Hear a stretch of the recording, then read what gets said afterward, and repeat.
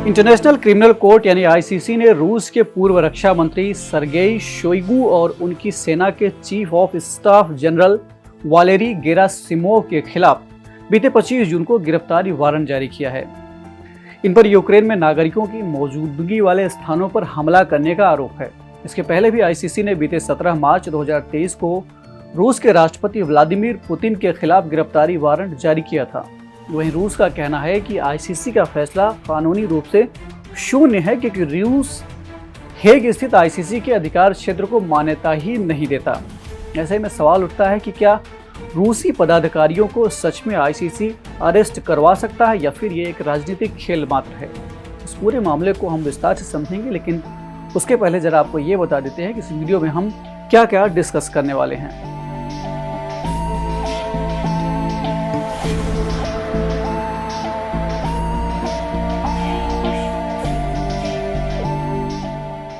तो लेते हैं अपना सबसे पहला सवाल कि अंतर्राष्ट्रीय आपराधिक न्यायालय है क्या।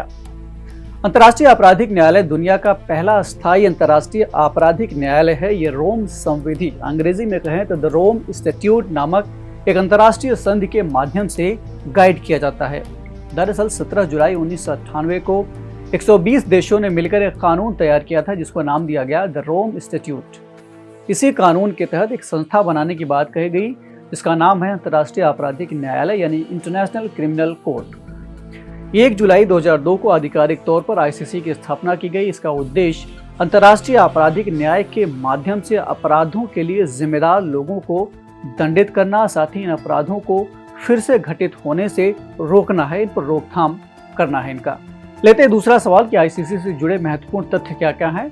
देखिए, आमतौर पर आईसीसी 4 प्रकार के अपराधों से संबंधित मामलों की जांच करता है। पहला है नरसंहार, दूसरा युद्ध अपराध, मानवता के विरुद्ध अपराध और आक्रामक अपराध। इसी बात को अंग्रेजी में कहें तो genocide, war crimes, crimes against humanity and crime of aggression.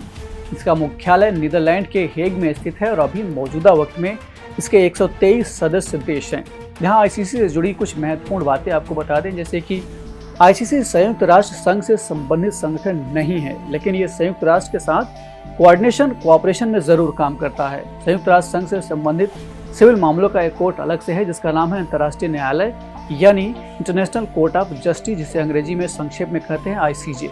ये देशों के बीच के आपसी विवादों पर सुनवाई करता है। आईसीजे को किसी व्यक्ति पर मुकदमा चलाने या उसे गिरफ्तार करने का आदेश देने का अधिकार नहीं है। शायद इसीलिए अंतर्राष्ट्रीय अपराध न्यायालय आईसीसी की स्थापना की गई। ये व्यक्तियों से संबंधित मामलों की सुनवाई करता है। अपने फैसलों को लागू करवाने के लिए आईसीसी के पास खुद का कोई पुलिस बल या इन्फोर्समेंट एजेंसी नहीं है, यानी एक कोर्ट के रूप में अपने आप को फंक्शन कराने के लिए ये अपने सदस्य देशों के सहयोग पर निर्भर रहता है। तीसरा सवाल है कि क्या भारत आईसीसी का सदस्य है। देखिए, जैसा कि मैंने पहले ही बता दिया आपको कि दुनिया भर में 123 देश इस आईसीसी के सदस्य हैं, लेकिन ताजुब की बात है कि अमेरिका, चीन, भारत और रूस जैसे देश इसके सदस्य नहीं हैं। इन सभी देशों की अपनी अपनी कुछ शर्तें हैं। बात भारत की करें तो भारत ऐसा मानता है कि आईसीसी का सदस्य बनने से उसकी संप्रभुता और राष्ट्रीय हित प्रभावित हो सकता है। साथ ही भारत आईसीसी से कुछ अन्य मुद्दों पर स्पष्टीकरण भी चाहता है, जैसे कि इसके साक्ष्य संग्रह में, एविडेंस कलेक्शन में कठिनाई है। यहाँ पर निष्पक्ष अभियोजकों का अभाव है और अपराध की परिभाषा में इसकी अस्पष्टता है। इन्हीं सब मुद्दों के चलते भारत ने आईसीसी की सदस्यता अभी स्वीकार नहीं की है।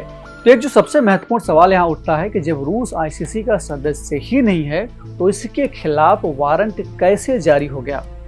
आईसीसी केवल सदस्य देशों के मुकदमों या मामलों की ही सुनवाई कर सकता है और इसमें मामले की सुनवाई की कुछ शर्तें भी निर्धारित की गई हैं, जैसे कि जब किसी देश की राष्ट्रीय अदालत द्वारा उस मुद्दे या अपराध की सुनवाई या जांच करने से इनकार कर दिया गया हो। दूसरा, जब संयुक्त राष्ट्र की सुरक्षा परिषद द्वारा किसी मुद्दे को आईसीसी के पास भेजा गया हो, रेफर किया गया हो। अब ये सच है कि यूक्रेन आईसीसी का सदस्य देश नहीं है, लेकिन यूक्रेन ने साल 2022 में आईसीसी को अपने देश में न्यायाधिकार दिया है। यही वजह है कि आईसीसी इस तरह के वारंट जारी कर पाया है, यानी यूक्रेन के चलते आईसीसी यह वारंट जारी कर पाया है। अब सवाल उठता है कि क्या रूसी पदाधिकारियों को गिरफ्तार किया जा सकता है। जैसा कि मैंने स्टार्टिंग में ही आपको बताया कि आईसीसी के पास किसी भी देश के नेता या किसी भी शख्स को गिरफ्तार करने की शक्ति नहीं है, क्योंकि उसके पास खुद का कोई पुलिस बल है ही नहीं। ऐसे में रूसी पदाधिकारियों की गिरफ्तारी दो ही तरीकों से हो सकती है। पहला, उन्हें प्रत्यर्पित किया जाए, और दूसरा, रूस के बाहर किसी अन्य देश, किसी सदस्य देश में अगर वो जाएं, यात्रा पर जाएं, तो उन्हें वहां अरेस्ट कर लिया जाए। तो जरा आप इस पूरे मामले का लबुलुआब क्या बनता है? देखिए, आईसीसी की भूमिका काफ़ी महत्वपूर्ण है, क्योंकि वर्तमान में अंतर्राष्ट्रीय न्याय सामाजिक संघर्षों के केंद्र में है, और ये दीर्घकालिक शांति, लॉन्ग टर्म पीस, स्थिरता और न्याय संगत विकास में योगदान कर सकता है। ऐसा नहीं है कि आईसीसी आरोपों से परे है, इस पर भी आरोप लगते रहे हैं। ऐसे में ज़रूरत है कि अपनी विश्वसनीयता, क्रेडिबिलिटी बढ़ाने के लिए आईसीसी संयुक्त राष्ट्र के स्थायी सदस्यों को शामिल करके और जांच और अभियोजन को और सशक्त बनाकर अपनी स्थिति मजबूत करे।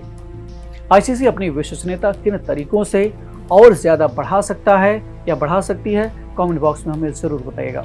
इस एपिसोड में इतना ही। हम फिर मिलेंगे एक नए कार्यक्रम के साथ। तब तक के लिए आप जमकर पढ़ते रहिए और बढ़ते रहिए। नमस्कार।